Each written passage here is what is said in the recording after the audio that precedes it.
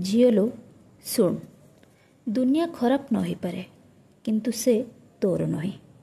ତୁ ଜୀବନର ମାନେ ବୁଝିବା ଆଗରୁ ହୁଏତ ତୋ ଜୀବନ ଯାଇପାରେ କେଉଁ ଅନ୍ଧାରିଆ ରାସ୍ତା ଗଳିରେ, କେଉଁ ମଦ୍ୟପ ଗାଡ଼ି ଚାଳକର ହାତରେ, ନାଇଁ ତ ପୁଣି କେଉଁ କାମୁକର ବିଳାସ ପରେ।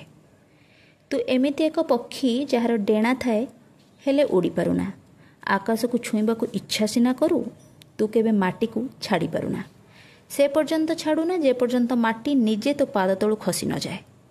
ଏଠି ମିତ୍ର ମୁଖା ତଳେ ଅନେକ ଶତ୍ରୁ ମା। ଗତ ସପ୍ତାହରେ ଖବରକାଗଜରେ ପଢ଼ିଥିଲି ଅଳିଆ ଗଦାରୁ କନ୍ୟା ସନ୍ତାନ ଉଦ୍ଧାର। ହେଲେ ବି ତୁ ଚୁପ୍ ରହ। ଜନ୍ମଦାତା କେବେ ଶତ୍ରୁ ତ ନୁହନ୍ତି ନା। ଏ ଦୁନିଆ ତ ଏମିତି, ତୁ କ'ଣ ନିଜକୁ ଟାଣ କରିବୁନି, ପଣ କରିବୁନି? ତୋ ଯୌବନ ତ ଦିନେ ଫିଟିବ। ଲୁପ୍ତ ପୁରୁଷଟେ ଆଉ ତତେ ଦେଖି ଲାଳ ଗଡ଼ାନ୍ତାନି କି?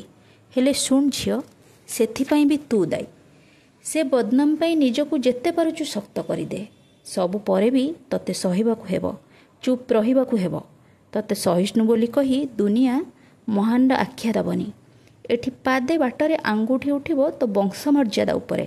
ଏଠି ପଦେ କଥା ବି ଛିନ୍ନ ଭିନ୍ନ କରିବ ତୋ କଅଁଳ ମନକୁ। ନାରୀ ପୁରୁଷ ସମାନ ବୋଲି ଏ ଦୁନିଆ ଡେଙ୍ଗୁରା ପିଟେ, ତୁ କିନ୍ତୁ ତୋ କାନରେ ହାତ ଦେଇଦେ ମା।